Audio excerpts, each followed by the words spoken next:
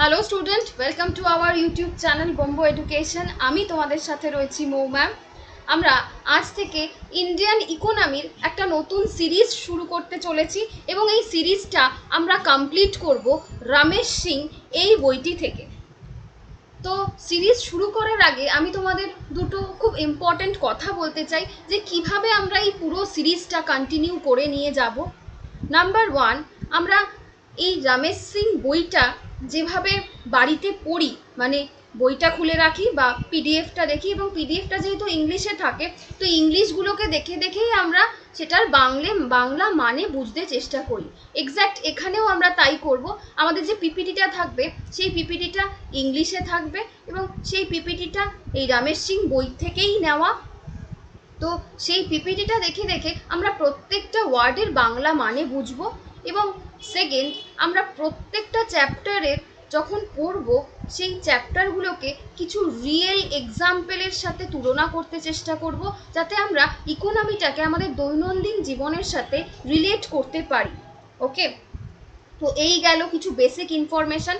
তোমাদের যেটা করতে হবে, ধৈর্য ধরে ভিডিওটাকে লাস্ট পর্যন্ত দেখতে হবে এবং ভিডিও সংক্রান্ত বা ক্লাস সংক্রান্ত যাবতীয় যা পিডিএফ বা ইনফরমেশন, তার জন্য আমার টেলিগ্রাম চ্যানেলে জয়েন হতে হবে। টেলিগ্রাম চ্যানেলের নাম হলো WBCS উইথ মৌ ম্যাডাম। এই টেলিগ্রাম চ্যানেলে জয়েন হয়ে গেলে তোমরা যাবতীয় যা নোটস, পিডিএফ, ক্লাস সংক্রান্ত সমস্ত কিছু পেয়ে যাবে।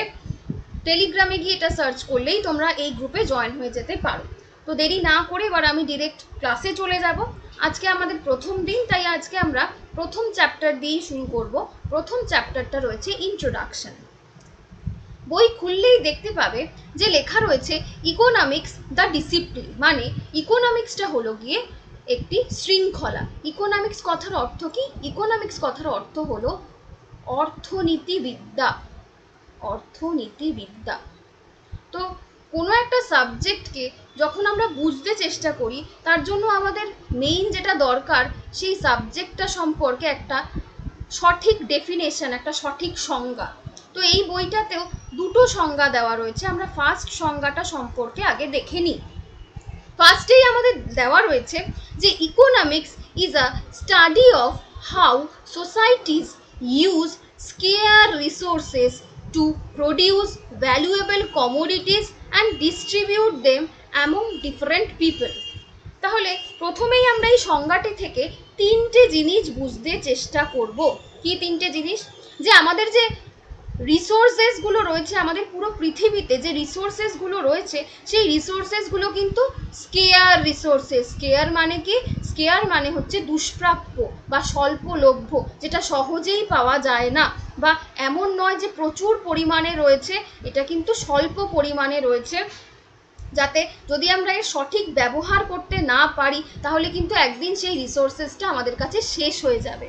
তো আমাদের রিসোর্সেসগুলো স্কেয়ার, তাই সেই স্কেয়ার রিসোর্সেসগুলোকে আমাদের সঠিকভাবে ব্যবহার করতে জানতে হবে, ইউজ করতে জানতে হবে, এবং সেই স্বল্প রিসোর্সেসগুলো থেকেই আমাদের ডেইলি জীবনে প্রয়োজনীয় কিছু ভ্যালুয়েবল যে কমোডিটিস মানে যে পণ্যদ্রব্য, যে ভ্যালুয়েবল কমোডিটিসগুলো, ভ্যালুয়েবল পণ্যদ্রব্যগুলো থাকে, সেগুলোকে উৎপন্ন করতে হবে। অর্থাৎ সকাল থেকে রাত পর্যন্ত আমাদের যা যা জিনিস দৈনন্দিন জীবনে আমাদের যা যা জিনিস প্রয়োজন হয়, সেই সমস্ত জিনিসগুলোকেই আমাদের সেই স্কেয়ার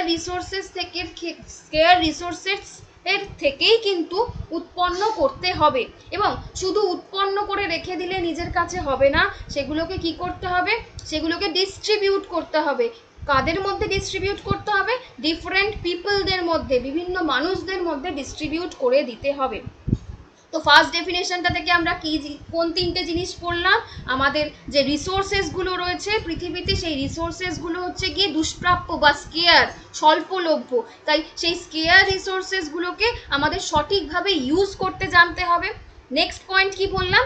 নেক্সট পয়েন্ট বুঝলাম যে সেই স্কেয়ার বা সেই স্বল্পলভ্য যে রিসোর্সেসগুলো রয়েছে, সেই রিসোর্সেসগুলো থেকে আমাদের দৈনন্দিন জীবনের যে ভ্যালুয়েবল পণ্যদ্রব্যগুলো রয়েছে সেগুলোকে উৎপন্ন করতে হবে, প্রডিউস করতে হবে, এবং লাস্টে সেই উৎপন্ন পণ্যদ্রব্যগুলোকে বিভিন্ন মানুষের মধ্যে ডিস্ট্রিবিউট করে দিতে হবে, যেমন একটা এক্সাম্পল দেখাই, জলের যদি আমরা সঠিক ইউজেস না জানি, তাহলে যেখানে আমাদের 2 বালতি জল প্রয়োজন হয় সেখানে কিন্তু আমরা 10 বালতি জল খরচা করে ফেলবো, এবং পরবর্তীকালে যেটা দেখা যাবে সেটা হচ্ছে গিয়ে জলের আকাল দেখা যাবে।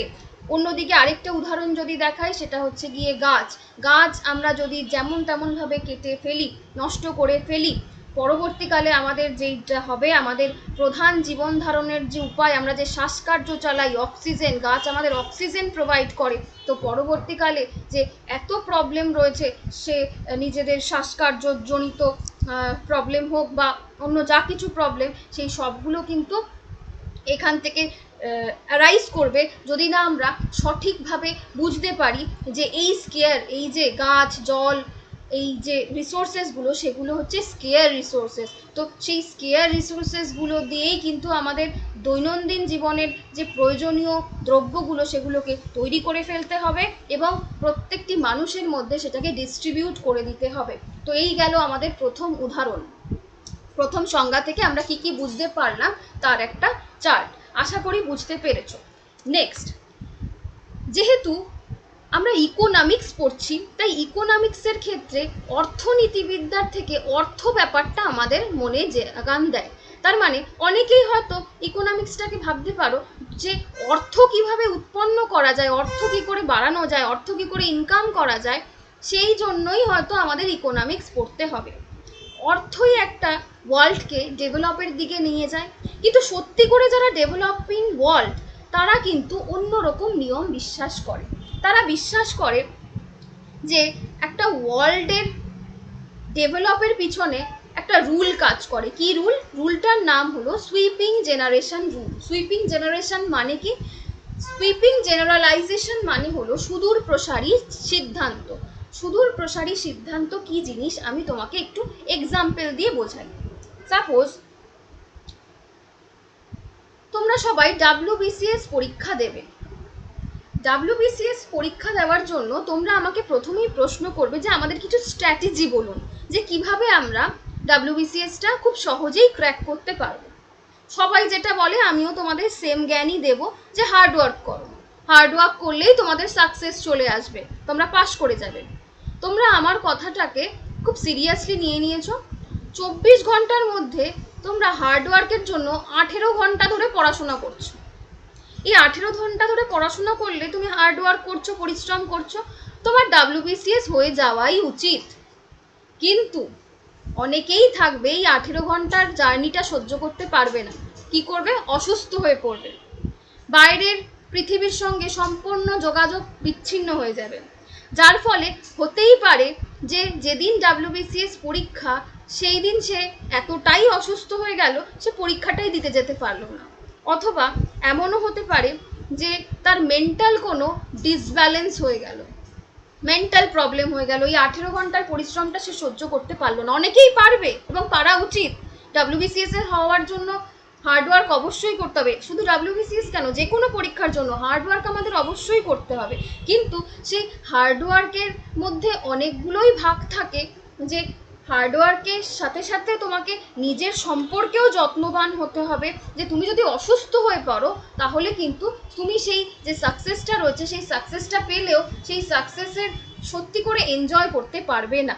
তো হার্ডওয়ার্কটা অবশ্যই সাকসেসের একটা কি, কিন্তু এমন নয় যেটা অনলি ওয়ে, একমাত্র ওয়ে।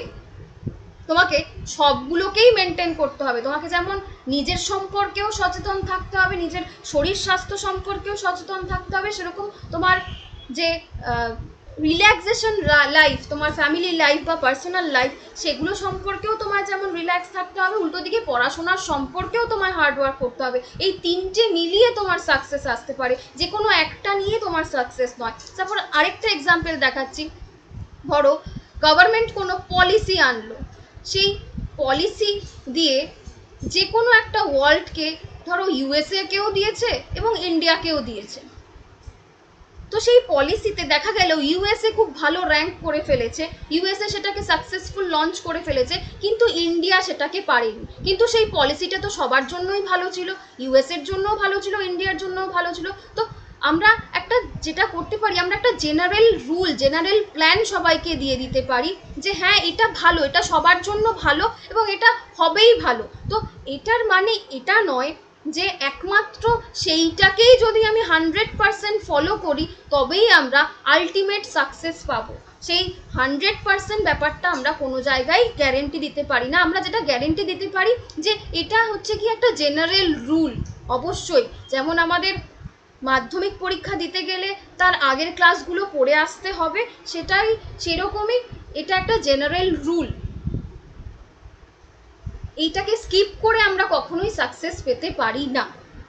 তুমি কখনোই ক্লাস 1-এর পর লাভ দিয়ে ক্লাস 12-এ চলে যেতে পারো না। মাঝখানের যে 10টা বা 11টা ক্লাস রয়েছে সেটা তোমাকে পড়ে আসতেই হবে। সেরকমই কখনোই আমরা এই জেনারেল রুলটাকে স্কিপ করে যেতে পারি না। এটা আমাদের সুইপিং জেনারেলাইজেশন, সুদূর প্রসারী একটা সিদ্ধান্ত। তো ইকোনমিক স্টাডি করলে আমরা কি কি বুঝতে পারবো?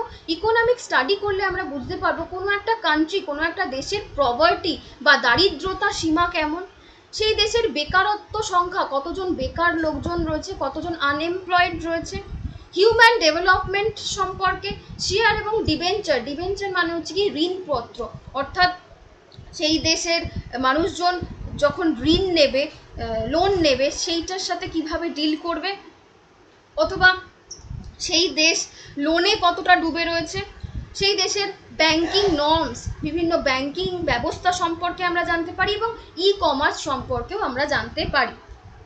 নেক্সট আমাদের সেকেন্ড যেই ডেফিনেশনটা রয়েছে এটা হচ্ছে সেকেন্ড ডেফিনেশন। সেকেন্ড ডেফিনেশনটা থেকে আমাদের কি বলা রয়েছে? সেকেন্ড ডেফিনেশনে আমাদের বলা রয়েছে economics studies how individual, firms, government and other organization within our society make choices and how these choices determine a society use of its resources। অর্থাৎ আমাদের যে রিসোর্সেসগুলো রয়েছে, যে রিসোর্সেসগুলো আমরা ইউজ করব, সোসাইটি সেই রিসোর্সেসগুলোকে কিভাবে ব্যবহার করবে। অর্থাৎ ইকোনমিক্স এমন একটা ডিসিপ্লিন যার মাধ্যমে একজন ইন্ডিভিজুয়াল, একজন মানুষ, একটা সোসাইটি, একটা গভর্নমেন্ট তার যে চয়েসগুলো থাকবে সেই চয়েসগুলোকে প্রায়োরিটাইজ করতে শিখবে, প্রায়োরিটি দিতে শিখবে এবং যে স্কেয়ার রিসোর্সেসগুলো রয়েছে সেই স্কেয়ার রিসোর্সেসগুলোর মধ্যে থেকেই নিজের চাহিদাকে বার করে আনবে। এর একটা এক্সাম্পল আমি দিয়ে বোঝাই। আমি যেহেতু বললাম যে প্রত্যেকটা লাইনের শেষে শেষে আমি তোমাদের কিছু রিয়েল এক্সাম্পল দিতে চেষ্টা করবো যাতে তোমরা সহজেই সেটাকে লিঙ্কিং করতে পারো। মন দিয়ে শোনো। ধরো তুমি কোনো একটি দোকানে গেছো, ড্রেসের দোকানে, জামা কাপড়ের দোকানে গেছো। তোমার কাছে দুটো ক্রাইটেরিয়া রয়েছে। আমি ধরলাম জবটা তোমার কাছে একটা ব্যাপার। জব পাওয়ার আগের ঘটনা দেখাচ্ছি এবং জব পাওয়ার পরের ঘটনা দেখাচ্ছি। জব পাওয়ার আগে তুমি যখন কোনো জামা কাপড়ের দোকানে গেছো নিজের জন্য শপিং করতে, তখন তোমার কাছে যে টাকাটা রয়েছে, যে মানিটা রয়েছে, সেই মানিটা লিমিটেড। সেই মানিটা হতে পারে তোমাকে পুজোর জন্য তোমার বাড়ি থেকে প্রোভাইড করা হয়েছে, বা তোমার বাবা প্রোভাইড করেছে, বা তোমার ফ্যামিলি থেকে প্রোভাইড করা হয়েছে।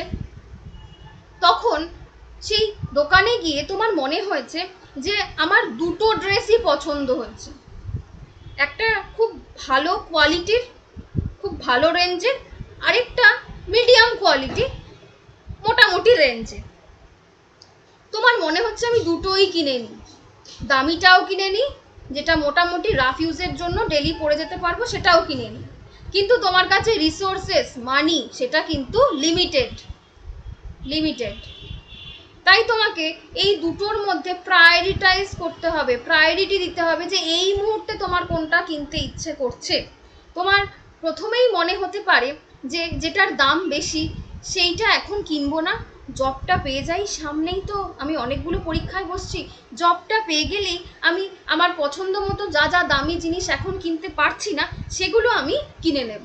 তাই এখন আমার যেটা দিয়ে কাজ চলে যায় সেই কাজ চলার মতো ড্রেসটাই কিনে নিই।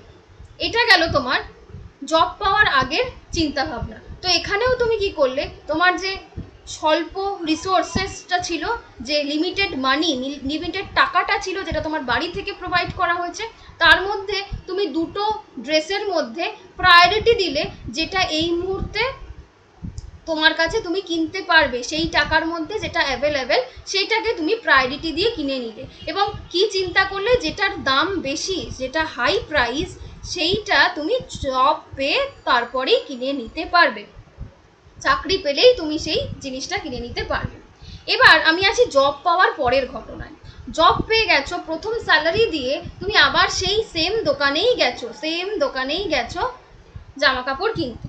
তখন তোমার প্রায়োরিটি কিন্তু অবশ্যই হয়ে যাবে যে আমি তো নিজের জন্য অনেক কিনে নেব পরে, আগে আমি ফ্যামিলির জন্য কিছু কিনি, ফ্যামিলির জন্য মার জন্য একটা নতুন শাড়ি কিনে নিয়ে যাই, আমি বাবার জন্য একটা নতুন ড্রেস কিনে নিয়ে যাই, আমি ভাই বোনদের জন্য কিছু ড্রেস কিনে নিয়ে যাই। তখন কিন্তু একবারও তোমার মনে হবে না যে না, আমি নিজের জন্যই প্রচুর আগে শপিং করে নিই, ফ্যামিলির জন্য পরে করবো। তো এই তখন জব পাওয়ার পরের ঘটনাতেও কিন্তু তুমি প্রায়োরিটি দিচ্ছ। কি প্রায়োরিটি দিচ্ছ? যে আগে আমি ফ্যামিলির জন্য জিনিসপত্র কিনে নিই, নিজের জন্য কেনার তো অনেক সময় পাবো। তো এখানে আমি এটাই বোঝাতে চাইছি যে আমাদের পুরো আর্থে যে রিসোর্সেসগুলো রয়েছে, আমরা ফার্স্ট ডেফিনেশন থেকে পড়লাম, সেই রিসোর্সেসগুলো হচ্ছে গিয়ে স্কেয়ার রিসোর্সেস, দুষ্প্রাপ্য রিসোর্সেস, লিমিটেড রিসোর্সেস। সেই রিসোর্সগুলোকে আমাদের প্রত্যেকের, সে কোনো ইন্ডিভিজুয়াল হোক, কোনো সোসাইটি হোক, কোনো গভর্নমেন্ট হোক, সেই সমস্ত মানুষগুলোকেই তার চয়েসটা, তার যে চাহিদাটা, সেই চাহিদাটাকে প্রত্যেকটা জায়গায় প্রায়োরিটি করে দিতে হয়, প্রায়োরিটাইজ করে দিতে হয়। এবং সেই প্রায়োরিটির মধ্যেই তার চয়েসের থেকে যে চাহিদাগুলো রয়েছে, সেই চাহিদাগুলোকে বের করে আনতে হয়। পুজোর সময় তোমার জামা কাপড় কিনতেই হবে, কিন্তু এই পূজার সময় যে জামা কাপড়গুলো তুমি কিনছো, সেই জামা কাপড়গুলোর মধ্যে তুমি প্রায়োরিটি দিচ্ছ তুমি কম দামের জিনিস কিনবে, লো বাজেটের জিনিস কিনবে, না হাই বাজেটের জিনিস কিনবে, এই দুটোকে তোমার প্রায়োরিটি দিতে হবে। সেরকম গভর্নমেন্টও তাই, সোসাইটিও তাই, সব ক্ষেত্রেই সে নির্দিষ্ট সময় বুঝে তার যে ক্রাইটেরিয়াগুলো রয়েছে, সেই ক্রাইটেরিয়াগুলোকে প্রায়োরিটাইজ করে নেয়। ওকে, নেক্সট আমরা কেন ইকোনমিক্স আমাদের পড়তে হবে, why economics to study, economics কেন আমাদের পড়তে হয়। আমাদের হিউম্যানদের যে চাহিদা, সেই চাহিদার কিন্তু কোনো লিমিট নেই। আমাদের প্রত্যেকটা সময় মনে হয় যে এর থেকে বেটার কেন আমরা পাচ্ছি না। প্রথমেই মনে হচ্ছিল যে ইকোনমি যদি আমাদের একটা বাংলার কোনো চ্যানেল হতো, আমরা ইকোনমিটা পড়ে নিতে পারতাম। বাংলার চ্যানেলে যখন তোমাকে ইকোনমি পড়ানো হতো, তখন তোমার মনে হবে যে স্লাইডগুলো কেন ইংলিশে, স্লাইডগুলো কেন বাংলায় নেই।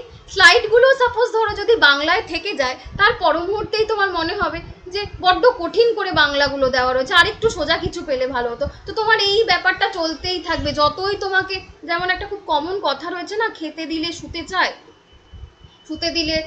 খেতে দিলে শুতে চায়। তো এই যে ব্যাপারটা, এই ব্যাপারটা যে মানুষ কখনো কোনো কিছুতেই তার চাহিদার শেষ থাকে না, তো চাহিদা থাকতেই থাকে, যে তার চাহিদার কোনো লিমিট নেই। এবং একটু আগেই আমরা বুঝলাম যে আমাদের রিসোর্সেস কিন্তু লিমিটেড, প্রচুর পরিমাণে রিসোর্সেস নেই।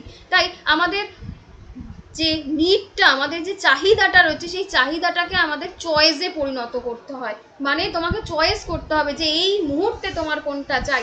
তুমি সাপোজ, আমি এখানে আরেকটা উদাহরণও দিয়েছিলাম, দেখো ফুডটা নিয়ে একটু এখানে বলি। যে সাপোজ তুমি ধরো কলেজে যাওয়ার আগে তুমি খেয়ে যাওনি, পড়তে যাবে, কলেজে যাওয়ার আগে তোমার মনে হচ্ছে খুব খিদে পেয়েছে, তুমি কিন্তু রাস্তার দোকান থেকে খুব সস্তার কিছু খাবার খেয়ে নেবে। তোমার কিন্তু একবারও মনে হবে না যে আমি রেস্টুরেন্টে গিয়ে ভালো মন্দ কিছু খেয়ে নিই। কিন্তু সবাই মিলে যখন অনেক বন্ধু বান্ধব জোগাড় করতে পারবে, তখন প্রত্যেকে যখন কিছু কিছু করে কন্ট্রিবিউট করবে, তখন কিন্তু তোমার মনে হবে না একদিন রেস্টুরেন্টে খাওয়াই যায়। তো এমন নয় যে যখন তুমি কলেজে যাচ্ছ তোমার প্রচণ্ড খিদে পেয়েছে, তোমার রেস্টুরেন্টে গিয়ে ভালো খাবার খেতে ইচ্ছে করছে না, ইচ্ছে করছে, কিন্তু তোমার কাছে রিসোর্সেস, টাকা কিন্তু লিমিটেড। তাই রিসোর্সটা তোমার কাছে যখন যেই মুহূর্তে অ্যাভেলেবেল হবে, তখনই কিন্তু তোমার চয়েসটাকে তুমি প্রায়োরিটাইজ করবে যে খেতে তোমাকে হবেই, এটা তোমার নিড, এটা তোমার চাহিদা। নিড তোমার সব সময় থাকবে, কিন্তু সেই নিডটাকে তোমাকে প্রায়োরিটি দিতে হবে। কিভাবে প্রায়োরিটি দেবে? যে আমার রিসোর্সের ভিত্তিতে, কী রকম রিসোর্স আমার কাছে রয়েছে সেই রিসোর্সের ভিত্তিতে আমরা আমাদের চাহিদাটাকে প্রায়োরিটি দেব।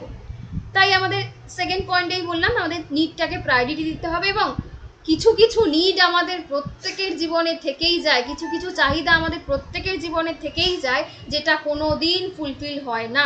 আমাদের হয়তো হতেই পারে অনেকের চাহিদা রয়েছে যে আমি একদিন ওয়ার্ল্ড ট্যুরে যাব, আমি একদিন বিদেশে থাকবো। তো এই চাহিদাগুলো অনেকেরই হতে পারে, অনেকেরই পূরণ হয়, আবার অনেকেরই পূরণ হয় না। তো সেই চাহিদাগুলো আমাদের থেকেই যায়, কোনো দিন পূরণ হয় না। তো আমরা মা কাকিমাদের মুখে শুনেই থাকি, যদি তোদের সময় আমি এই টাইমটা পেতে পারতাম পড়াশোনা করার, দেখতি কেমন কাঁপিয়ে দিতাম, এরকম একটা কথা আমরা খুব শুনে থাকি। তো তাদের যে সেই ইচ্ছেটা, তাদের যে সেই চাহিদাটা, সেটা কিন্তু আর কোনোদিন ফুলফিল হওয়ার চান্সেস নেই। তো সাম নিডস নেভার গেট ফুলফিল।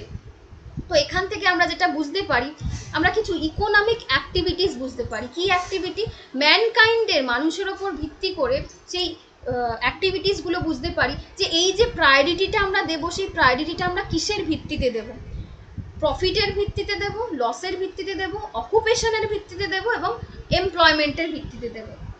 যেমন ধরো তুমি দুটো ড্রেস কিনতে গেছো, সেই দুটো ড্রেসের মধ্যে তোমার দুটো ড্রেস, 1 নম্বর ড্রেসটাও খুব পছন্দ, 2 নম্বর ড্রেসটাও খুব পছন্দ। তখন যখন তুমি প্রায়োরিটি দেবে কোনটা আমি নেব, তখন কিন্তু তোমার এই ব্যাপারগুলো মাথায় আসতে হবে যে কোনটা কিনলে আমার প্রফিট হবে, কোনটা কিনলে আমার লস হবে। সাপোজ তুমি জুতো কিনতে গেছো, জুতোর একটা ডিজাইন খুব ভালো লেগেছে, কিন্তু তোমার মনে হচ্ছে এটা টেকসই হবে না। এবার ধরো নাম্বার 1টা ডিজাইনটা খুব ভালো কিন্তু টেকসই হবে না, নাম্বার 2টা ডিজাইনটা অতটা ভালো না কিন্তু খুব টেকসই হবে। তো যেটা কিনলে তোমার প্রফিট হবে তুমি কিন্তু নাম্বার 2 এই জুতোটাই কিনবে। লস যেখানে হবে না, তুমি নাম্বার 2তে দেখছো আমার লসের প্রবাবিলিটিটা কম।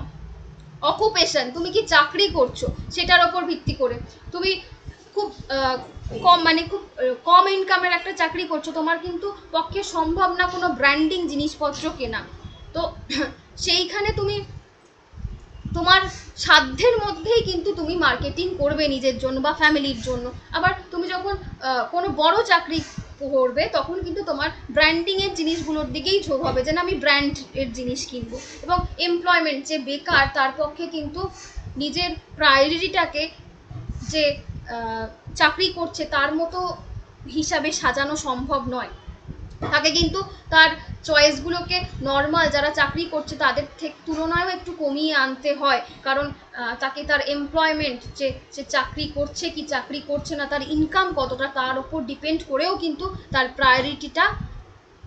প্রায়োরিটিটা সিলেক্ট করতে হয়। ওকে, তো এখানে আমরা বলতে পারি ইকোনমিক্সটা হচ্ছে কি একটা ডায়নামিক সাবজেক্ট। মানে আমাদের জীবনে দুঃখ থাক, কষ্ট থাক, আমাদের জীবনকে এগিয়ে নিয়ে যেতে হবে। সেরকমই আমাদের এতগুলো ক্রাইটেরিয়া থাকলেও আমাদের প্রায়োরিটিটাকে সিলেক্ট করে নিতে হবে। যাই হয়ে যাক, আমাদের প্রায়োরিটিটাকে সিলেক্ট করে নিতে হবে। তো যখন আমরা কোনো কিছুকে প্রগতিশীল হিসাবে দেখতে চাইবো, তখনই আমরা সেই সাবজেক্টটাকে বলি ডায়নামিক সাবজেক্ট, প্রগতিশীল সাবজেক্ট। যে যাই বাধা বিপত্তি আসুক না কেন আমাদের যে কোনোভাবে হোক এগিয়ে নিয়ে যেতে হবে, ঠিক আমাদের জীবনের মতো। যে দুঃখ কষ্ট ফেলিয়ার যাই আসুক না কেন আমাদের জীবনটাকে এগিয়ে নিয়ে যেতে হবে। নেক্সট এবার আসি, তোমরা ইকোনমিক্স এবং ইকোনমি এই দুটোর মধ্যে খুব গুলিয়ে ফেলো। আমরা ইকোনমিক্সকেও ইকোনমি বলি, ইকোনমিকেও ইকোনমিক্স বলি, দুটোকেই গুলিয়ে ফেলি। তো এখানে আমরা দেখতে চেষ্টা করি দুটোর ইন্ডিভিজুয়াল টার্মের মানে কি। ইকোনমিক্স মানে হচ্ছে গিয়ে অর্থনীতিবিদ্যা, আর ইকোনমি মানে হচ্ছে গিয়ে অর্থনীতি। ইকোনমিক্স মানে কি? ইকোনমিক্স মানে হচ্ছে গিয়ে, ইকোনমিক্সটা আসে কিছু থিওরি থেকে। সেই থিওরিটা মার্কেট এবং এমপ্লয়মেন্টের থিওরির ওপর বেস করে হয়, কিন্তু ইকোনমিটা আসে তার রিয়েল পিকচারের ওপর। আমি তোমাকে একটা এক্সাম্পল দিয়ে বোঝাই। যখন 11-12-এ আমরা ইকোনমিক্স নিয়েছিলাম তখন কিন্তু আমরা বলিনি ইকোনমি নিচ্ছি, আমরা বলেছিলাম ইকোনমিক্স নিচ্ছি, কারণ সেখানে আমরা থিওরি পার্টটা পড়বো, ঠিক আছে, ইকোনমিক্স নিচ্ছি। কিন্তু যখন আমরা কম্পিটিটিভের জন্য এই সাবজেক্টটাকে পড়বো তখন কিন্তু আমরা ইকোনমিক্স বলি না, তখন আমরা বলি যে আমরা ইকোনমি পড়বো। অর্থাৎ ইকোনমিক্স মানে হচ্ছে গিয়ে কোনো একটা সাবজেক্টের থিওরি পার্ট, যেখানে আমাদের পুরো বাজার ব্যবস্থা, পুরো বেকারত্ব ব্যবস্থা, কোনো একটা দেশের এমপ্লয়মেন্ট ব্যবস্থা, এই সম্পূর্ণটা সম্পর্কে একটা থিওরি লেখা আছে। কিন্তু ইকোনমিটা হচ্ছে গিয়ে আমাদের প্র্যাকটিক্যাল ফিল্ড। সাপোজ তুমি পেপারে দেখলে যে প্যান্ডামিকের সময়, বা তুমি ইকোনমিক্সের থিওরি থেকে বুঝে এসছো যে কোনো কান্ট্রিতে বা কোনো ওয়ার্ল্ডে যখন কোনো প্যান্ডামিক সিচুয়েশন থাকবে, তখন সেই সময় বাজার ব্যবস্থার যে দর, বাজারের যে দর, প্রত্যেকটা জিনিসের দর অনেক বেড়ে যাবে, অনেক ইনক্রিজ করে যাবে। তো তুমি এটা পড়ে এসছো, তুমি এবার এখন যখন বাজারে গিয়ে দেখবে যে এক্স্যাক্ট সেই যে পড়েছিলাম যে প্যান্ডামিক সিচুয়েশন হলে বাজার দরের ব্যবস্থা বেড়ে যায়, তো এই সময় দাঁড়িয়ে যে সত্যি এখন যখন আমাদের একটা প্যান্ডামিক সিচুয়েশন চলছে, এক্স্যাক্ট বাজার দরের ব্যবস্থা কতটা ইনক্রিজ করেছে, যতটা পড়েছিলাম ততটাই কি করেছে নাকি তার থেকে অনেকটা বেশি করেছে। তো এই যে রিয়েল পিকচারটা, সেই রিয়েল পিকচারটা আমাদের ইকোনমি দেবে। ওকে, তাই ইকোনমিক্সটাকে আমরা বলবো থিওরি এবং ইকোনমিটাকে বলবো প্র্যাকটিক্যাল পার্ট। ঠিক আছে, তো এখানে আমি আবারও একটা এক্সাম্পল দিয়ে বোঝাই যে সাপোজ আমরা একটা পলিসি, ইকোনমিক্সের একটা পলিসি লঞ্চ করেছি। এই প্যান্ডামিক সিচুয়েশনের সময় ইকোনমিক্সের একটা পলিসি দেওয়া হয়েছে দুটো কান্ট্রির মধ্যে, যে সেই দুটো কান্ট্রির যাতে ডেভেলপমেন্ট হয়, ইকোনমিক্যাল ডেভেলপমেন্ট হয়। তো আমরা দুটো কান্ট্রি নিলাম, একটা ইউএসএ, একটা ইন্ডিয়া। তো সেই ইকোনমিক পলিসি অ্যাপ্লাই করে দেখা গেল ইন্ডিয়া অনেক বেশি এগিয়ে গেছে, কিন্তু ইউএসএ এগিয়ে যায়নি। ইউএসএর সেই পলিসিটা লাক বাই চান্স কাজে লাগেনি। তো পলিসিটা তো সবার জন্যই এক, থিওরিটা তো চেঞ্জ হয় না, থিওরিটা তো সবার জন্যই এক, সেটা ইন্ডিয়ার ক্ষেত্রেও যা, ইউএসএর ক্ষেত্রেও তা। কিন্তু রিয়েল পিকচার অনুযায়ী দেখা গেল যে ইন্ডিয়ার ইকোনমিক সিস্টেমটা অনেক হাই হয়ে গেল, অনেক ইমপ্রুভ করে গেল, কিন্তু সেই পলিসি অ্যাপ্লাই করে ইউএসএর যে ইকোনমিটা রয়েছে সেই ইকোনমিটা অতটা ইনক্রিজ করলো না। তো এই গেল ইকোনমিক্স এবং ইকোনমির মধ্যে পার্থক্য।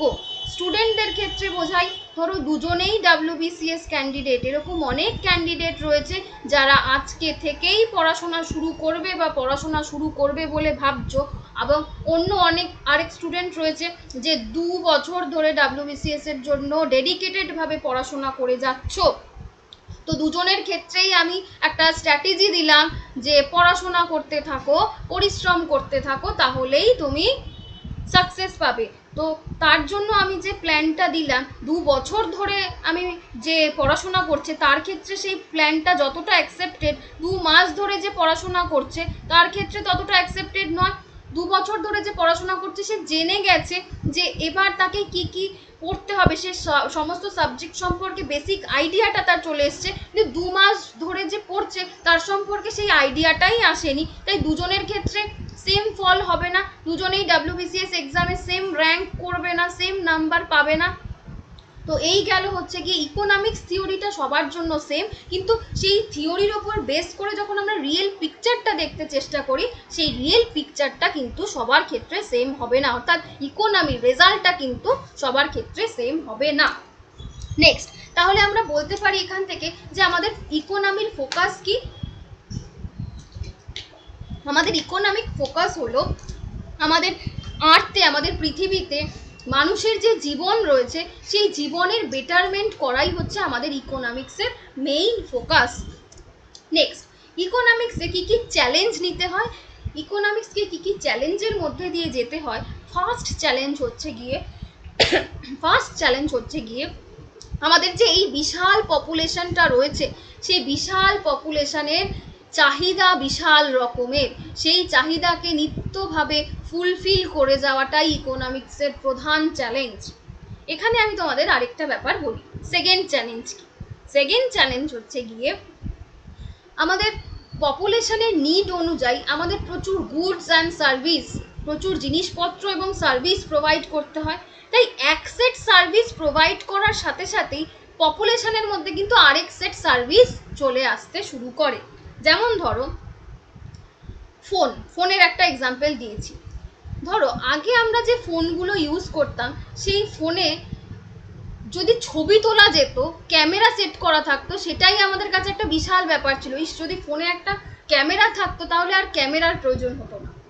তো প্রথম ক্ষেত্রে পপুলেশনের এটাই মনে হতে শুরু করলো, যদি ফোনের মধ্যে আমার একটা ক্যামেরা সেট করা থাকতো কি ভালোই না হতো। পরবর্তীকালে ফোনে যখন সত্যি করে ক্যামেরা চলে এলো, এই পপুলেশনের এই চাহিদাটা পূরণ হতে শুরু করলো, পরবর্তীকালে পরের পপুলেশন কি বলতে শুরু করলো যে একটা ক্যামেরা দিয়ে কি করে ছবি তুলবো, 2-3টে না হলে হবে না। তো এখন যখন 2-3টে ক্যামেরা চলে এসছে, মনে হচ্ছে তাও হচ্ছে না, আরো কিছু ক্যামেরা আসলে ভালো হয়। তো এখন আমরা নতুন যে ফোনগুলো আসছে সেগুলো দেখেছি যে একটা ক্যামেরা নয়, অনেকগুলো ক্যামেরা, একসাথে 2-3টে ক্যামেরা সেট করা রয়েছে। অনেকের ক্ষেত্রে এখন যেই ফোনগুলো আসছে সেগুলো আমি দেখেছি 4টে ক্যামেরাও সেট করা রয়েছে। কিন্তু একটা সময় আমাদের মনে হতো ফোনে যদি একটা ক্যামেরাই থাকতো বিশাল ব্যাপার, কিন্তু যত দিন যাচ্ছে একটা সেট পপুলেশনের চাহিদা পূরণ করতে করতেই অন্য আরেকটা সেট পপুলেশনের আরেকটা চাহিদা তৈরি হয়ে যাচ্ছে যে কেন ক্যামেরা থাকবে, আরও কেন ক্যামেরা থাকবে না, একটা ফিচার্স কেন থাকবে, অন্য আরও ফিচার্স কেন থাকবে না।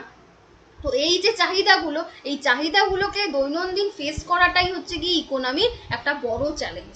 3 নম্বর চ্যালেঞ্জের মধ্যে কি বলছে, 3 নম্বর চ্যালেঞ্জের মধ্যে বলছে আমাদের যে গুডস এবং সার্ভিসটা রয়েছে, সেই সার্ভিসের যেন আমাদের অ্যাভেলেবিলিটি থাকে। সাপোজ ধরো আমাদের যারা ওয়ার্কিং, যাদের মনে হলো যে রান্না করতে ভালো লাগছে না, তাদের কুকিং দিয়ে বলছি, রান্না করতে ভালো লাগছে না, তখন তাদের মনে হলো যে যদি আমরা রেস্টুরেন্টে চলে যাই তাহলে সেদিন আর রান্না করতে হবে না।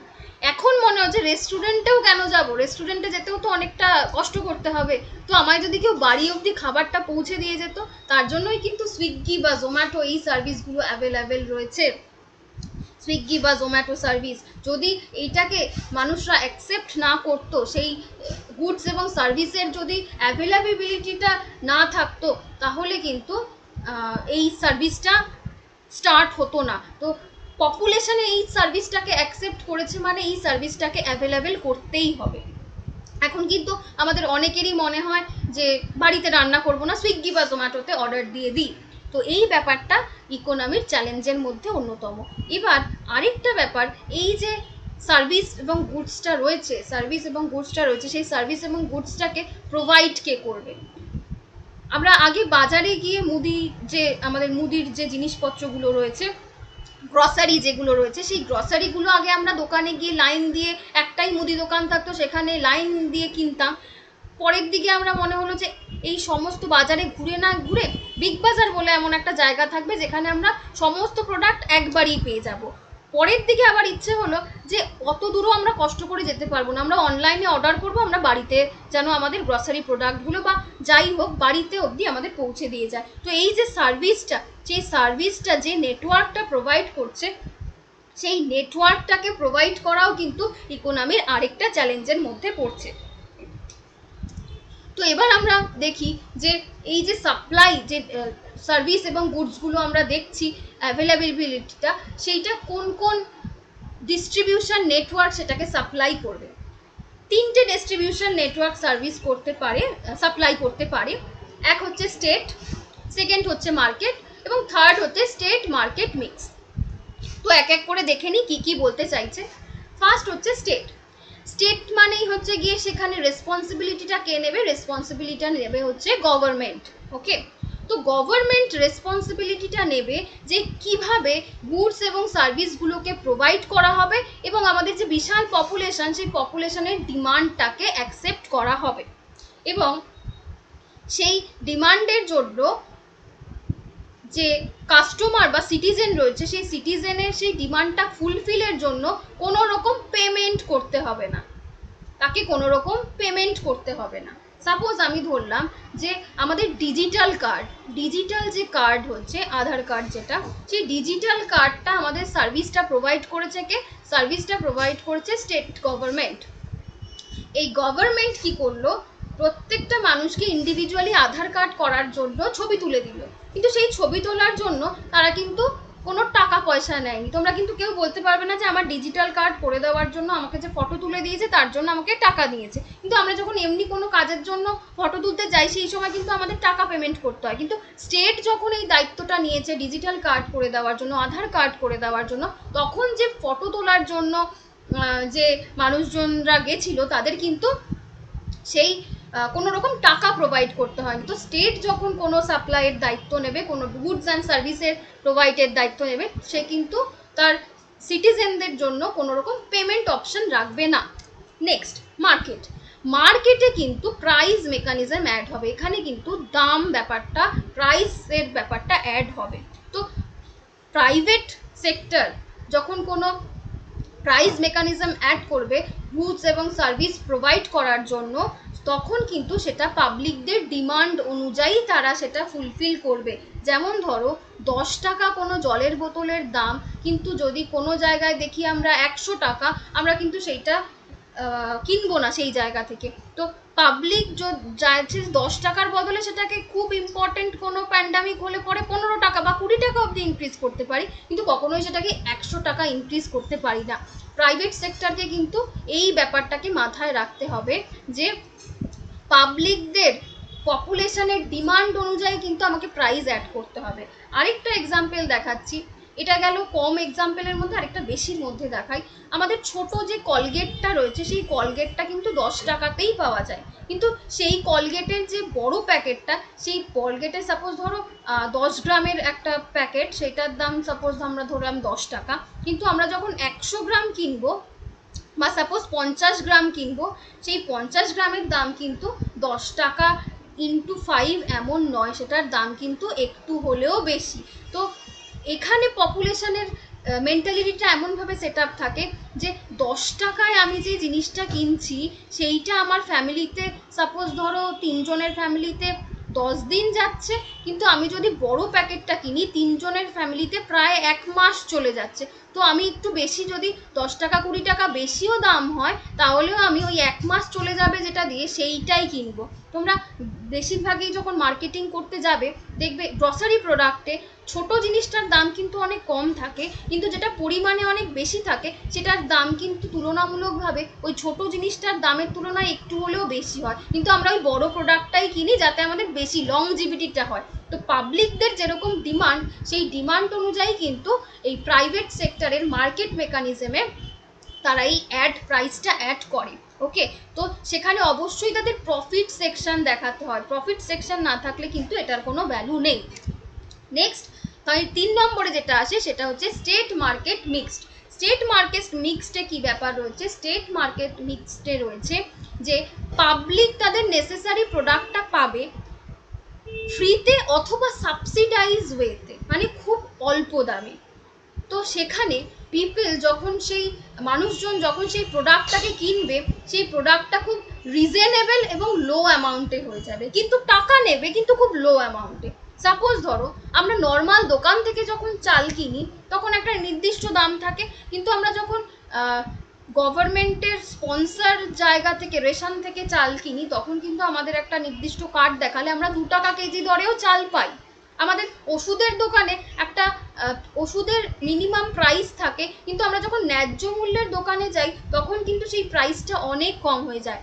তো এই যে দুটো জায়গা রয়েছে, স্টেট এবং মার্কেট দুটো মিক্সড আপে যখন কোনো সার্ভিস এবং গুডস প্রোভাইড করা হয় তখন কিন্তু টাকা নেওয়া হয়, মানিটা অ্যাকসেপ্টেড হয়, কিন্তু সেটা খুবই হয় সেটা ফ্রিতে অথবা সেটা খুবই কম দামে সাবসিডাইজড ওয়েতে, খুব রিজনেবল এবং খুব লো অ্যামাউন্টে হয়। এটা গেল স্টেট মার্কেট মিক্সড ব্যাপার। এবার হচ্ছে গিয়ে অর্গানাইজেশন অ্যান্ড ইকোনমিটা কিভাবে অর্গানাইজ থাকে, কি স্তরে সাজানো থাকে। WBCS পরীক্ষার জন্য প্রত্যেকেরই কিন্তু একটা ইন্ডিভিজুয়াল স্ট্র্যাটেজি রয়েছে, একটা ইন্ডিভিজুয়াল প্ল্যান রয়েছে। তো সেই প্ল্যানটা আমার যেরকম, আমার স্ট্র্যাটেজি যেমন সেম নয়, তোমার স্ট্র্যাটেজিও কিন্তু সেম নয়, দুজনের স্ট্র্যাটেজি কিন্তু এক নয়। তো সেরকমই ইকোনমির ক্ষেত্রেও এই স্ট্র্যাটেজিগুলো খুব স্তরে স্তরে সুন্দরভাবে সাজানো থাকে। 3টে টোটাল স্তর রয়েছে, অর্গানাইজড ওয়ে রয়েছে। ফার্স্ট রয়েছে ক্যাপিটালিস্টিক ইকোনমি, সেকেন্ড রয়েছে স্টেট ইকোনমি এবং থার্ড রয়েছে মিক্সড ইকোনমি। এক এক করে আমরা দেখে নিই যে কি ব্যাপার। First capitalistic economy. ক্যাপিটালিস্টিক ইকোনমিতে এখানে গভর্নমেন্ট কোনো রকম ইন্টারফারেন্স করবে না, গভর্নমেন্টের কোনো রকম ইন্টারফারেন্স চলবে না, এবং এখানে মার্কেটের যে ব্যাপারটা সেটা ইনভিজিবল হ্যান্ডে, আমরা এমন কোনো হ্যান্ডে ছেড়ে দেব যেখানে প্রাইভেট সেক্টর সেই সম্পূর্ণ দায়িত্বটা পালন করবে। সাপোজ আমি ধরো এখন একটা এডুকেশনাল ইনস্টিটিউট খুলে ফেলেছি, তো এই এডুকেশনাল ইনস্টিটিউটটা আমি কিভাবে হ্যান্ডেল করব সেটা সম্পূর্ণ ঠিক করব আমি। Every decision taken by the private body, সেটা তুমিও হতে পারো, আমিও হতে পারি। সাপোজ তুমি একটা জামা কাপড়ের বিজনেস শুরু করেছো, সেই জামা কাপড়ের বিজনেসের তুমি কটা জামা তৈরি করবে, সেই জামার কতটা প্রোডাকশন করবে, এবং সেই জামা কাপড়ের কি প্রাইস তুমি ঠিক করবে বিক্রি করার জন্য, সেই সবগুলোই কিন্তু তুমি ঠিক করবে। আমি যদি কোনো এডুকেশনাল ইনস্টিটিউট খুলে থাকি, সেই এডুকেশনাল ইনস্টিটিউটে এডুকেশন সিস্টেম কিভাবে হবে সেটা কিন্তু সম্পূর্ণ আমি ঠিক করব। তো এখানে সমস্ত কিছুই কিন্তু প্রাইভেট বডি বা ইন্ডিভিজুয়াল বডি, ইনভিজিবল হ্যান্ড, সে কন্ট্রোল করবে। তো এখান থেকে যে প্রবলেমটা রাইজ হয়, যে বিজনেসটা হয়, সেই বিজনেসের যে প্রফিটটা হয়, সেই প্রফিটটা কিন্তু ইকুয়াল ডিস্ট্রিবিউশন হয় না। সাপোজ সেই বিজনেসটা থেকে যদি আমি 100 টাকা আর্ন করি, 100 টাকা লাভ করি, আর্ন নয় লাভ করি, 100 টাকা যদি আমি লাভ করি, প্রফিট করি, সেই প্রফিটটার মধ্যে প্রথমেই কিন্তু আমার একটা মেন্টালিটি চলে আসে যে আমি এখান থেকে 60 বা 70% নিজের জন্য সরিয়ে রাখবো, বাকি যে 30% রয়েছে সেই 30% আমার কোম্পানিতে যারা ওয়ার্কার তাদের মধ্যে ডিভাইড করে দেব। তো এখানে যে ওনাররা থাকে তারা ওনাররা একটু সেলফিশ হয়ে যায়, এবং তাদের যে ডিস্ট্রিবিউশনটা, সেই ডিস্ট্রিবিউশন মানির যে ডিস্ট্রিবিউশনটা সেটাও ইকুয়াল করতে পারে না। উল্টো দিকে স্টেট ইকোনমির মধ্যে কিন্তু দুটো ব্যাপার রয়েছে, একটা সোশ্যালিজম, একটা কমিউনিজম। সোশ্যালিজমের আন্ডারে যারা পড়ে, সোশ্যালিজম কিন্তু আমি তোমাদের পলিটিতেও পড়িয়েছি, যারা পলিটিতে আমার ক্লাসগুলো দেখেছো তারা নিশ্চয়ই এই ব্যাপারটা একটু হলেও বুঝতে পারবে। যারা এখনো দেখোনি, আমি পলিটির ক্লাসটাও শুরু করেছি, পলিটির ক্লাসগুলো দেখে নিতে পারো। তো পলিটিতে আমি যখন পড়েছিলাম যে আমাদের কনস্টিটিউশনও কিন্তু সোশ্যালিজমটাকে অ্যাকসেপ্ট করে যে আমরা সমান ডিস্ট্রিবিউশন করব। এখানে কোনো কাজের গভর্নমেন্ট ওয়েলফেয়ারে যখন কোনো কাজ হয়, সেই কাজে কিন্তু আমরা ইকুয়াল ডিস্ট্রিবিউশন করব। এছাড়াও আমরা আরেকটা জিনিস করে থাকি, আমরা গান্ধিয়ান সোশ্যালিজম ফলো করি, প্রত্যেকে যাতে সমানভাবে, প্রত্যেক স্টুডেন্ট, গরিব ধনী বড়লোক, জাতি ধর্ম নির্বিশেষে আমরা কিন্তু প্রত্যেককেই ইকুয়াল অপরচুনিটি দিই সাকসেস পাওয়ার জন্য। এমন নয় যে গরিবদের জন্য আমরা কম অপরচুনিটি দিই এবং বড়লোকদের জন্য বেশি অপরচুনিটি দিই, এমনটা কিন্তু নয়। গান্ধিয়ান সোশ্যালিজম আমাদের কনস্টিটিউশন ফলো করে, যেখানে আমরা প্রত্যেককে ইকুয়াল অপরচুনিটি দিই। আর স্টেট ইকোনমির ক্ষেত্রে আমরা ইকুয়াল ডিস্ট্রিবিউশনও করে থাকি। কমিউনিজমের ক্ষেত্রে একটু আলাদা, এখানে প্রোডাকশনটা হয় কিন্তু পিপলদের দ্বারা, কিন্তু কোনো ক্লাস বা গ্রুপকে প্রায়োরিটি দেওয়া হয় না। এখানে যে প্রবলেমটা হয় সেটা হচ্ছে গিয়ে এক্স্যাক্ট কিভাবে ডিস্ট্রিবিউশনটা হবে, সেই ডিস্ট্রিবিউশন প্রসেসটা কিন্তু ক্লিয়ার নয়। ঠিক আছে, তো এইটা হচ্ছে এখানকার অসুবিধা। মিক্সড ইকোনমিটা সবচেয়ে ভালো। কেন বলছি সবচেয়ে ভালো? কারণ এখানে ওনারশিপে private as well as government দুটো বডিই থাকে, দুজনেই একসাথে ওয়ার্ক করে। তাই প্রত্যেকটা কান্ট্রিরই কিন্তু এই দুটো এই মিক্সড ইকোনমিটাকেই ফলো করার চেষ্টা করা উচিত। আমি একবারও বলছি না যে মিক্সড ইকোনমি সব কান্ট্রি ফলো করে, প্রত্যেক কান্ট্রির চেষ্টা করা উচিত এই ইকোনমিটা ফলো করা। কারণ এখানে গভর্নমেন্ট যেমন কিছু ফ্রিও দেবে, সেরকম প্রাইভেট বডি কিছু প্রাইজের ব্যাপারও রাখবে, যাতে দুটো মিক্স আপে খুব ভালো একটা ফেসিলিটি প্রত্যেকটা কান্ট্রি পপুলেশন গেইন করতে পারে। ওকে, নেক্সট আমাদের স্টেটের কি রোল রয়েছে ইকোনমির জন্য। Role of the state in economy, তিনটে পসিবল রোল রয়েছে। কি কি পসিবল রোল? নাম্বার 1, স্টেটকে অ্যাজ আ রেগুলেটর বা নিয়ন্ত্রক হিসাবে থাকতে হয়। সেখানে গভর্নমেন্ট যে কাজগুলো করবে সেই কাজের মধ্যে ইকোনমিক যে ডিসিশনগুলো থাকবে, সেই ইকোনমিক ডিসিশনগুলো কোনো পলিসি যদি সে ইমপ্লিমেন্ট করে, সেই পলিসিটাকে সে কী করে কন্ট্রোল করবে এবং পলিসিটাকে ব্রেক করলে কী কী পানিশমেন্ট হতে পারে, সেই সমস্ত ডিসিশনটাই কিন্তু নেবে গভর্নমেন্ট। ওকে, উল্টো দিকে আরও দুটো পলিসি, আরও দুটো রোল কিন্তু স্টেটের থেকে যায়। কি কি? As a producer or a supplier of private goods and service, government যে কাজই করুক না কেন, গভর্নমেন্টকে কিন্তু তার স্টেটের ইকোনমিটাকে বজায় রাখার জন্য প্রফিটের মুখ দেখাতেই হবে, না হলে কিন্তু সেই স্টেটের ইকোনমিক কন্ডিশন খুব লো হয়ে যাবে। তো কোথাও গিয়ে মার্কেট মেকানিজম স্টাডি করতে হবে এবং সেই স্টাডি করে সেই মেকানিজমের যে ডিমান্ডটা, সেই ডিমান্ডটাকে সাপ্লাই করতে হবে এবং অ্যাট লাস্ট প্রফিট আসতে হবে, না হলে কিন্তু সেই স্টেট খুবই দরিদ্র হয়ে পড়বে। সেই স্টেট তার ইকোনমিক কন্ডিশনটাকে বজায় রাখার জন্য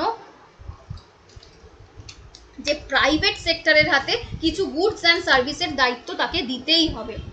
উল্টো দিকে একইভাবে তাকে প্রডিউসার হিসাবে পাবলিক গুডস এবং সোশ্যাল গুডসকেও কিন্তু সাপ্লাই করতে হবে এবং প্রডিউস করতে হবে। এই সার্ভিসটা কিন্তু ফ্রি হবে। যেমন ধরো education, health service, drinking water, এই ব্যাপারগুলোকে ফ্রি করতেই হবে। কারণ সব যদি প্রাইভেট সেক্টরের হাতে দিয়ে দেয়, এডুকেশন, এরকম অনেক জায়গার লোকজনই রয়েছে, যদি ফ্রি এডুকেশন না থাকে বাচ্চারা স্কুলে পড়াশোনাই করতে পারবে না। কারণ অনেকেই এরকম রয়েছে যাদের খাওয়ার টাকা নেই, তারা স্কুলে কি করে পড়াশোনা করবে। যাদের এত দরিদ্র লোকজন যে তারা দিন আনে দিন খায়, তারা যদি অসুস্থ হয়ে পড়ে, যদি এই হেলথ সার্ভিসটা সরকারি হাসপাতাল না থাকে, তাহলে হয়তো অনেক মানুষ না বিনা চিকিৎসায় মারা যাবে। পানীয় জলের ব্যবস্থা যদি সরকারি তরফে একটা ফ্রি ব্যবস্থা না হয়, সবার ক্ষেত্রে কিন্তু সেই জায়গাটা নেই যে সবাই অ্যাকোয়াগার্ড লাগিয়ে সেই পিওরিটি ওয়াটারটা খেতে পারবে। তো এই সার্ভিসগুলো যদি গভর্নমেন্ট ফ্রি প্রোভাইড না করে, তাহলেও কিন্তু যে পপুলেশনের যে ইকোনমিটা, সেটাও অনেকটাভাবে ক্ষতিগ্রস্ত হয়ে পড়বে। তো একদিকে গভর্নমেন্টকে যেমন প্রাইভেট গুডসও দিয়ে প্রফিটের মুখ দেখাতে হবে স্টেটকে, অন্যদিকে কিন্তু ফ্রি সার্ভিস দিয়েও যে পপুলেশনটা রয়েছে, সেই পপুলেশনের মধ্যে যে ইলাস্টিসিটি, এই ব্যাপারটাকেও মেনটেন করতে হবে। ওকে, তো এখান থেকে তিনটে প্রবলেম অ্যারাইজ হতে পারে। পলিটিক্যাল প্রবলেম কি কি? আমাদের পলিটিক্যাল এফিসিয়েন্সি রাখতে হবে, মানে যে প্রাইভেট চুজ করতে চায় তাকে প্রাইভেটই দিতে হবে। প্রাইভেট এবং গভর্নমেন্ট দুটো সুবিধাই তার জন্য অ্যাভেল রাখতে হবে এবং দেখতে হবে যারা সত্যিকারে দরিদ্র, যারা সত্যিকারে মানে সরকারি হাসপাতালে ফ্রি সার্ভিস বা সরকারি স্কুলে ফ্রি সার্ভিস পাওয়ার যোগ্য, সেই সোশ্যাল জাস্টিসটা যেন অবশ্যই হয়। এমন নয় যে তার ক্ষমতা আছে কিন্তু সে তাও 2 টাকার চাল চাইছে। তো এই ব্যাপারটা জন্য একটা সোশ্যাল জাস্টিস অবশ্যই হওয়া উচিত এবং ইন্ডিভিজুয়াল লিবার্টি থাকাই উচিত। অনেকেরই হতে পারে যে খুব গরিব দরিদ্র পরিবারের লোকজন, কিন্তু তাদের মনে হচ্ছে যে আমার ছেলে মেয়ে, সে কিন্তু প্রাইভেট সেক্টরে, তাকে আমি টাকা দিয়ে পড়াবো, তাকে আমি বড় জায়গায় পড়াবো, ঠিক আছে।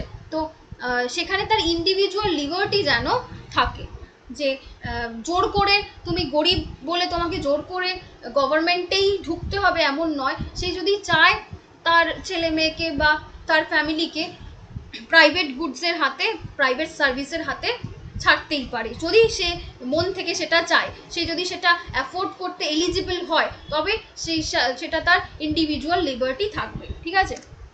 নেক্সট, কি কি সেক্টর রয়েছে ইকোনমির? কি কি সেক্টর রয়েছে ইকোনমির? টোটাল 3টে সেক্টর রয়েছে।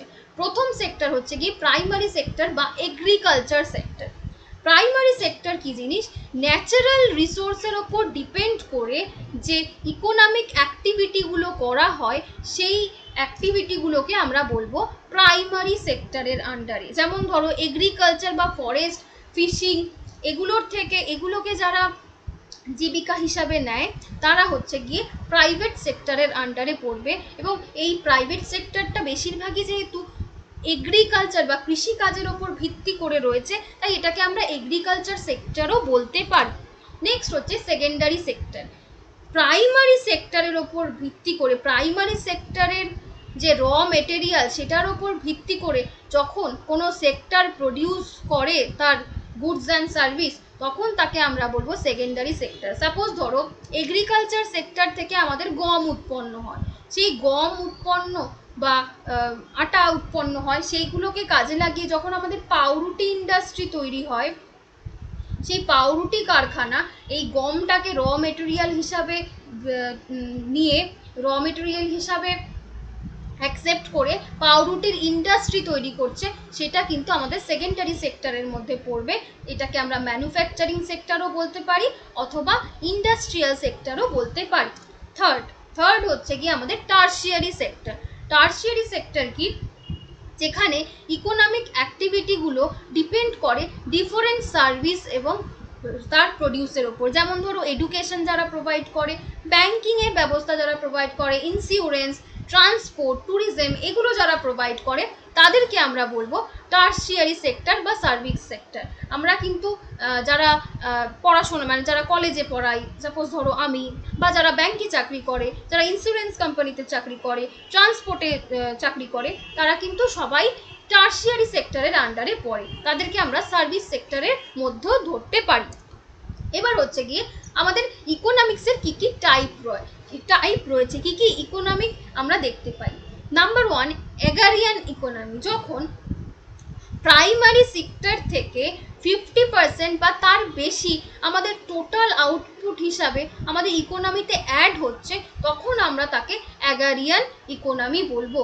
সাপোজ যখন ইন্ডিপেন্ডেন্সের টাইম ছিল, ইন্ডিপেন্ডেন্সের টাইমে ইন্ডিয়াতে কিন্তু এগারিয়ান ইকোনমি দেখা যেত, কারণ 50%-এর বেশি আমাদের টোটাল আউটপুট, জিডিপিটা আমি পরের দিকে বোঝাচ্ছি, যে টোটাল আউটপুট, টোটাল ইনকামটা, সেই ইনকামটা কিন্তু দেশের আসছে এই কৃষিকাজের ওপর ভিত্তি করে, তাই এটাকে আমরা এগারিয়ান ইকোনমি বলবো। তো 50% বা তার বেশি কোনো একটা সেক্টর থেকে যখন ইনকাম চলে আসে, সেই দেশের ইকোনমিটা কিন্তু সেটাই হয়ে যায়।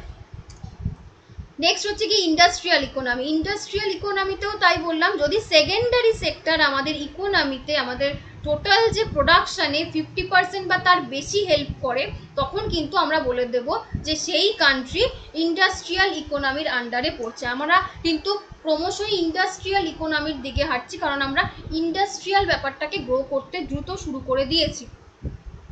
থার্ড হচ্ছে গিয়ে সার্ভিস ইকোনমি। সার্ভিস সেক্টর থেকে যখন 50% বা তার বেশি প্রোডাকশন হতে শুরু করবে, সেটাকে কিন্তু আমরা টার্সিয়ারি সেক্টর বা সার্ভিস সেক্টর ইকোনমির মধ্যে ধরবো। এবার হচ্ছে গিয়ে ন্যাশনাল ইনকাম। আমাদের এই ইকোনমির সব কিছু পড়েই লাস্ট পর্যন্ত কিন্তু আমাদের ইনকামটাই দেখতে হবে। একটা মানুষের আয় কিন্তু তার সুখে থাকার, ভালো থাকার একমাত্র উপায়। ওখানে অনেকেই আমাকে অপোজ করতে পারো যে ম্যাডাম, এক মিনিট, তো এখানে আমাকে অনেকেই অপোজ করতে পারো যে ম্যাডাম টাকা দিয়েই কি সব হয়? কিছু ইমোশনাল কথাবার্তা, যে টাকা দিয়েই তো মানুষের সব সুখ কিনতে পাওয়া যায় না, এইগুলো যেমন অ্যাকসেপ্টেড, কিন্তু এটাও অ্যাকসেপ্টেড, যদি টাকা তোমার কাছে না থাকে তুমি কিন্তু এমনিও সুখ পাবে না।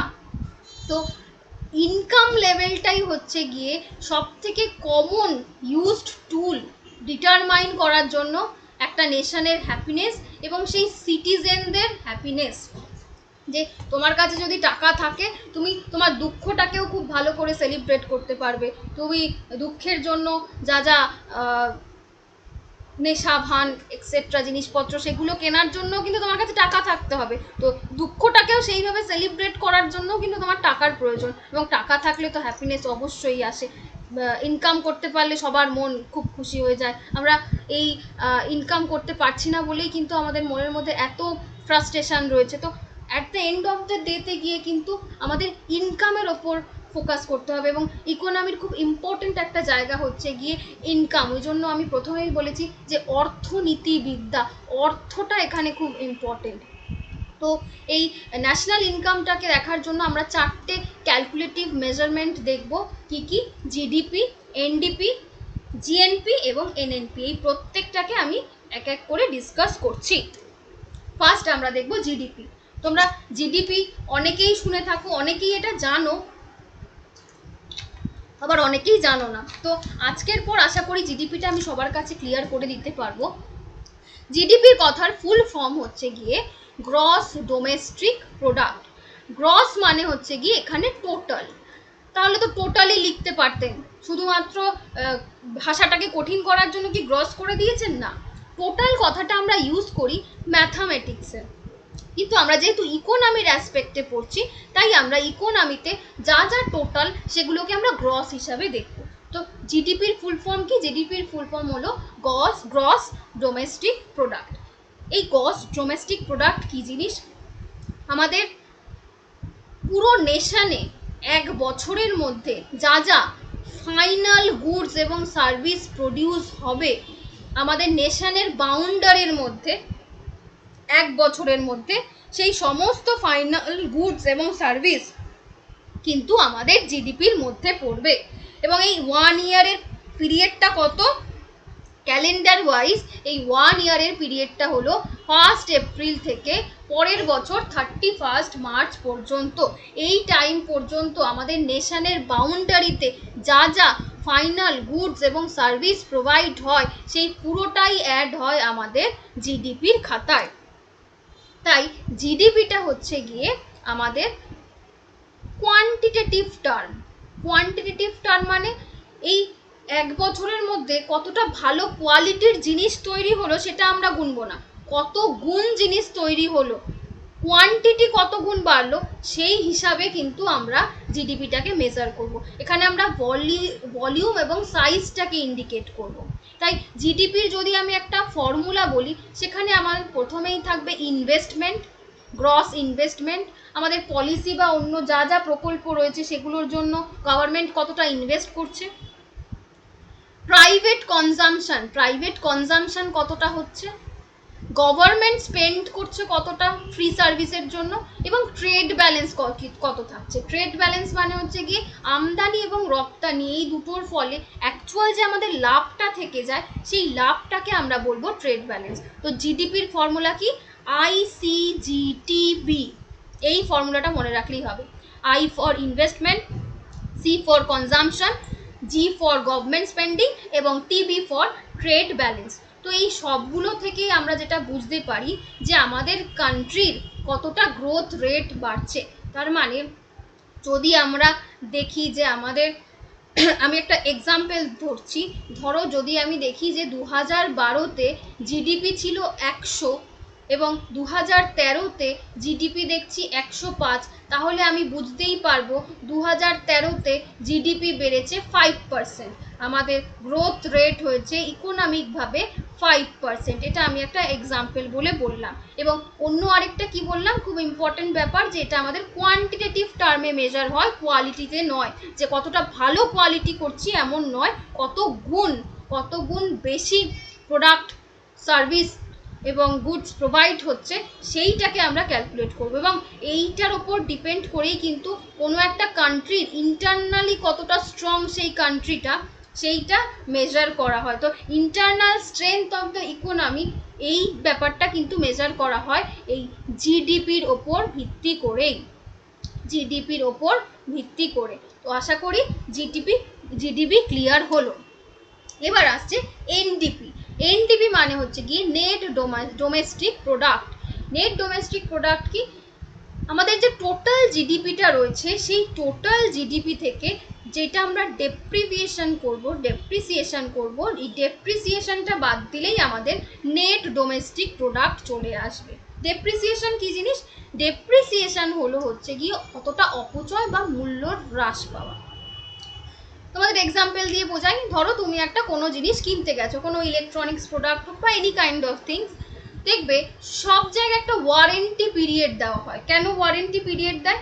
যে এই টাইমের মধ্যে যদি কিছু প্রবলেম হয় তবে সেটাকে রিপ্লেস করে দেওয়া যাবে, রিপ্লেস বা সেটাকে যে সার্ভিসটা রয়েছে সেই সার্ভিসটাকে ফ্রি সার্ভিস সারিয়ে দেওয়ার জন্য ফ্রি সার্ভিস দেওয়া হবে। রিপ্লেস হয়তো কোনো ক্ষেত্রে করে না, কিন্তু কোনো প্রোডাক্টের ওয়ারেন্টি মানে সেইটাকে আবার সারিয়ে দেওয়ার ব্যাপারটা থেকে যায়। তো আমরা এক বছরে আমরা যদি 1 ইয়ার ধরি, এই 1 ইয়ারের মধ্যে এই ওয়ারেন্টি পিরিয়ডের মধ্যে অনেক জিনিসই খারাপ হয়ে যায়। তো ফাইনাল গুডসের থেকেও কিন্তু অনেকগুলো জিনিস থাকে যেগুলোর দাম কমে যায়। সাপোজ ধরো ফোন, একটা ফোন এখন তুমি যেই দামে কিনছো, বা আমরা যখন প্রথম এলসিডি টিভি কিনি বা এলইডি টিভিটা দেখি, তার এলইডি টিভিটার দাম কিন্তু প্রথম যখন লঞ্চ হয়েছিল প্রচুর দাম হয়েছিল, কিন্তু এখন যত দিন যাচ্ছে সেই দামটা কিন্তু ডিক্রিজ করছে, এফোর্ডেবল দামে আমাদের চলে আসছে। তো এই যে দামটা কমলো তার মানে সেই জিনিসের মূল্যটা হ্রাস পেলো, ডেপ্রিসিয়েশন হলো। তো এই ব্যাপারটাকেই আমরা এনডিপি বলবো, নেট ডোমেস্টিক প্রোডাক্ট। তার মানে টোটাল যে জিডিপিটা আমার বেরোলো, সেই টোটাল জিডিপি থেকে আমাদের ডেপ্রিসিয়েশন, 1 ইয়ারে কতটা ডেপ্রিসিয়েশন হলো, সেই ডেপ্রিসিয়েশনের হারটা বাদ দিলেই আমরা পেয়ে যাব এনডিপি। একটা ব্যাপার সবসময় মনে রাখবে যে জিডিপির থেকে এনডিপি কিন্তু সব সময় কম থাকবে। ওকে, জিডিপির থেকে এনডিপিটা সবসময় কম থাকবে, কারণ জিডিপি যে টোটাল অ্যামাউন্টটা থাকছে সেই টোটাল অ্যামাউন্টের থেকে কিন্তু একটা পার্সেন্ট মাইনাস হয়ে গিয়ে তবে এনডিপি আসছে। ঠিক আছে, নেক্সট হচ্ছে গিয়ে জিএনপি। জিএনপি মানে হচ্ছে গিয়ে gross national product. Gross national product মানে কি? গ্রস ন্যাশনাল প্রোডাক্ট মানে হচ্ছে গিয়ে আমাদের যে জিডিপিটা থাকবে কান্ট্রির, সেই জিডিপির সাথে অ্যাড হবে ইনকাম ফ্রম অ্যাব্রড। অ্যাব্রড থেকে, বিদেশ থেকে আমাদের কি ইনকাম আসছে সেইটা অ্যাড হবে। ইনকাম ফ্রম অ্যাব্রডের মধ্যে কি কি পড়ে দেখে নিই। প্রথমেই আমি দেখছি ইনকাম ফ্রম অ্যাব্রডের মধ্যে 3টে ব্যাপার পড়ে। ফার্স্ট ব্যাপার কি রয়েছে? ফার্স্ট রয়েছে প্রাইভেট রেমিটেন্স। প্রাইভেট রেমিটেন্সের মধ্যে রয়েছে যে অনেকেই রয়েছে আমাদের দেশের যারা ইন্ডিয়ার সিটিজেন, কিন্তু তারা ফরেনে গিয়ে কাজ করে। তো যেহেতু তারা ইন্ডিয়ার সিটিজেন, ফরেনে গিয়ে কাজ করছে, তো সেখানের একটা পার্সেন্টেজ কিন্তু ইন্ডিয়ার জিডিপিতে অ্যাড হয়, তাই সেটাকে আমরা বলবো ইনকাম ফ্রম অ্যাব্রড। আর কি বলবো? ইন্টারেস্ট এবং এক্সটার্নাল লোন। এই এক্সটার্নাল এবং ইন্টারনাল অনেক দেশই রয়েছে, অনেক দেশকে ধার দেয় কোনো খারাপ সিচুয়েশন হলে। সেখানে কিন্তু ইন্ডিয়ার কথা যদি বলি, ইন্ডিয়ার ইনকাম জিরো, কারণ ইন্ডিয়া কারোর থেকে কাউকে ধার দিতে পারে না, কাউকে লোন স্যাংশন করেনি, সবার থেকে লোন নিয়ে গেছে। তো এই ক্ষেত্রে ইন্ডিয়ার অ্যাব্রডের ইনকাম কিন্তু জিরো, কিন্তু অন্য দেশ কিন্তু এটা প্রফিট করে, কিন্তু ইন্ডিয়া জিরো। আর 3 নম্বরে হচ্ছে কি এক্সটার্নাল গ্র্যান্ট। ইন্ডিয়া যতটা না লোকের থেকে গ্র্যান্ট নেয়, তার থেকে অনেক বেশি অনেক কান্ট্রিকে গ্র্যান্ট দিয়ে দেয়, এক্সটার্নাল গ্র্যান্ট। তো সেখানেও বলতে গেলে ইন্ডিয়ার ইনকাম জিরো, কারণ কিছু আমরা পাচ্ছি না, গ্র্যান্ট পাচ্ছি না। আমরা সব কিছু বেশিরভাগ ক্ষেত্রে এক্সটার্নাল কান্ট্রিকে গ্র্যান্ট দিয়ে যাচ্ছি। তো সেক্ষেত্রে আমাদের শুধু ইনকাম আসছে এই একটা জায়গা থেকে ইনকাম ফ্রম অ্যাব্রড আসছে, যারা ওই বিদেশে ইন্ডিয়ার হয়ে যারা বিদেশে কাজ করছে একটা জায়গা, বাকি দুটোর থেকেই আমাদের জিরো। তো এখানে যদি আমরা একটা রেশিও আনি যে আমাদের এটা মাইনাসের দিকেই যাচ্ছে, তো অ্যাকচুয়াল ফর্মুলাটা হওয়া উচিত সমস্ত কান্ট্রির জন্য GDP plus income from abroad. Income from অ্যাব্রডের মধ্যে কি অ্যাড হবে একটু আগেই বললাম, যদি কেউ বিদেশে চাকরি করে, নেক্সট যদি কোনো লোন দেয় সেই কান্ট্রি, আর থার্ড হচ্ছে গিয়ে কোনো এক্সটার্নাল কাউকে যদি কোনো গ্র্যান্ট পায়, সে এক্সটার্নাল গ্র্যান্ট করে না, যদি সে কোনো গ্র্যান্ট পায়, তবে এই সমস্ত ইনকাম তার এই অ্যাব্রডের ইনকামের মধ্যে অ্যাড হয়। কিন্তু ইন্ডিয়ার ক্ষেত্রে একটু আগেই বললাম, ইন্ডিয়ার ক্ষেত্রে এই ইনকাম ফ্রম অ্যাব্রডটা কিন্তু লসে চলে, তাই এটাকে আমরা মাইনাস করে দেব, মানে GDP minus income from abroad. ঠিক আছে, নেক্সট এখানে আমি তোমাদের একটা চার্ট দেখিয়েছি, যেই চার্টটা খুব ইম্পর্টেন্ট একটা চার্ট, তাই এটা একটু ধৈর্য ধরে মন দিয়ে বোঝো। ফরেন কোম্পানি যখন প্রডিউস হবে ইন্ডিয়ায়, ফরেন কোম্পানি সাপোজ ধরো অ্যাপেল, এই অ্যাপেলটা তো ইন্ডিয়ান কোম্পানি নয়, অ্যাপেলটা ফরেন কোম্পানি, কিন্তু অ্যাপেলের ব্রাঞ্চ ইন্ডিয়ায় রয়েছে, অ্যাপেলের যে প্রোডাকশন সেটা ইন্ডিয়ায় হচ্ছে, তাই ইন্ডিয়ায় যখন কোনো গুডস এবং সার্ভিসের প্রোডাকশন হচ্ছে, সেইটা কিন্তু ইন্ডিয়ার জিডিপিতে অ্যাড হবে, কিন্তু জিএনপিতে হবে না, ন্যাশনাল প্রোডাক্টে কিন্তু অ্যাড হবে না। ন্যাশনাল প্রোডাক্টে কাদের অ্যাড হবে?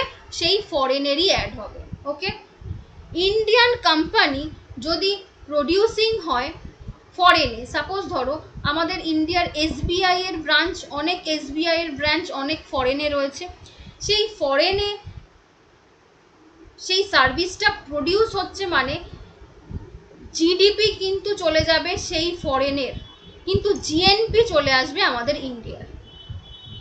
সেরম একইভাবে কোনো ফরেন এমপ্লয়ি যদি ইন্ডিয়ায় কাজ করে, তবে সেই কাজের ফলে যে গ্রোথটা হলো, সেই গ্রোথ অনুযায়ী জিডিপিটা নিয়ে নেবে ইন্ডিয়া, কিন্তু জিএনপি ইন্ডিয়া পাবে না। জিএনপি পাবে যে সেই ফরেন যেই এমপ্লয়ি, সেই ফরেনের এমপ্লয়ি, সেই কান্ট্রি সেই জিএনপিটা পাবে, কিন্তু জিডিপি পাবে হচ্ছে গিয়ে ইন্ডিয়া। উল্টো দিকে একইভাবে ইন্ডিয়ার কোনো এমপ্লয়ি যদি ফরেনে কাজ করে তাহলে ইন্ডিয়া পাবে জিএনপিটা, একটু আগেই বললাম ইনকাম ফ্রম অ্যাব্রড, যেটা জিএনপিটা পাবে হচ্ছে গিয়ে ইন্ডিয়া, কিন্তু জিডিপি ইন্ডিয়া পাবে না, জিডিপি পাবে সেই ফরেন কান্ট্রি। ওকে, তো এই জায়গাটা আরেকবার একটু রিপিট করি। জিডিপি মানে হচ্ছে গিয়ে ফাইনাল গুডস এবং সার্ভিস, যেটা আমাদের নেশনের বাউন্ডারির মধ্যে প্রোডাকশন হচ্ছে। তো ফরেন কোম্পানি যদি ইন্ডিয়াতে প্রোডাকশন করে তাহলে সেই জিডিপিটা ইন্ডিয়া নিয়ে নেবে, জিএনপিটা ইন্ডিয়া নেবে না, ফরেন জিএনপিটা নেবে। ইন্ডিয়ান কোম্পানি যদি ফরেনে প্রোডাকশন করে তাহলে জিডিপি ইন্ডিয়া পাবে না, জিএনপি ইন্ডিয়া পাবে, কারণ অ্যাব্রড ইনকাম ফ্রম অ্যাব্রড এই সেন্সে জিএনপিটা ইন্ডিয়া পেয়ে যাবে, জিডিপি পাবে ফরেন এমপ্লয়ি যদি ইন্ডিয়ায় কাজ করে তার কাজের ফলে যে প্রোডাকশন ইন্ডিয়ায় হচ্ছে সেই প্রোডাকশনটা অ্যাড হবে ইন্ডিয়ার জিডিপিতে, কিন্তু জিএনপি পাবে হচ্ছে ফরেন কান্ট্রি। এবং একইভাবে ইন্ডিয়ার এমপ্লয় যদি ফরেনে কাজ করে জিডিপিটা অ্যাড হবে ফরেনে, কিন্তু জিএনপিটা অ্যাড হবে আমাদের ইন্ডিয়াতে। ওকে, তো আশা করি এই ব্যাপারটা আর কারো গোলাবে না। আজকের লাস্ট টপিক হচ্ছে গিয়ে এনএনপি। এনএনপি মানে হচ্ছে গিয়ে নেট ন্যাশনাল প্রোডাক্ট।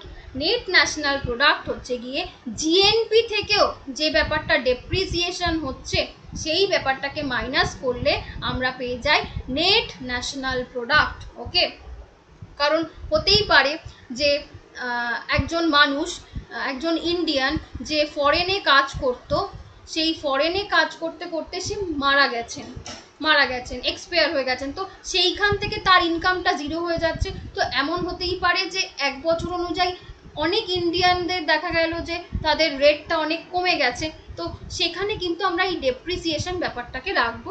তো ডেপ্রিসিয়েশন হলো গিয়ে জিএনপি থেকে যেটা মাইনাস হচ্ছে গিয়ে সেটাই ডেপ্রিসিয়েশন। তো এখানে জিএনপি মানে আমরা জানি GDP plus income from abroad, এটাই হচ্ছে গিয়ে জিএনপি মাইনাস ডেপ্রিসিয়েশন। তো এটা আমরা দুভাবেই ক্যালকুলেট করতে পারি।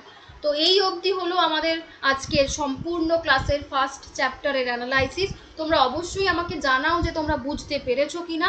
বুঝতে পারলে অবশ্যই কমেন্ট সেকশনে কমেন্ট করো, এবং তোমরা আমার চ্যানেলে যুক্ত হয়ে যেতে পারো। চ্যানেলের নাম WBCS উইথ মো ম্যাডাম। নেক্সট দিন আমরা চ্যাপ্টার 2 পড়বো, গ্রোথ, ডেভেলপমেন্ট অ্যান্ড হ্যাপিনেস। ততক্ষণের জন্য সবাই ভালো থাকো, সুস্থ থাকো এবং পড়াশোনা করতে থাকো। Thank you.